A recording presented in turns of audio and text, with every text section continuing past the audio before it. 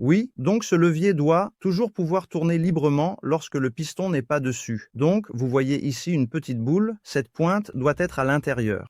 Et quand tu bouges comme ça, cela doit en fait pouvoir pivoter ainsi. Ici en haut, tu vas voir que cela doit pouvoir se déplacer comme ça. Et ensuite, tout est en fait ce que cela doit être. Lorsque tu mets le piston dessus, ici tu as donc une petite pointe en haut. Et cette pointe doit donc en fait être enfoncée par le petit tige à l'intérieur qui pousse en fait dessus. Et si tu mets cela comme ça, et que le levier est libre, alors ce levier doit naturellement remonter lorsque tu mets cela complètement. Donc je vais le faire maintenant et ensuite nous le poussons à l'intérieur et tu vois que le levier remonte. Ainsi, maintenant il y a toujours du jeu ici. Il ne doit pas y avoir de tension. S'il y a de la tension, alors quelque chose ne va pas. Donc cela doit avoir ce jeu libre. Et quand tu appuies dessus, le piston doit en fait se détacher et monter par étapes. Il ne doit pas monter tout seul.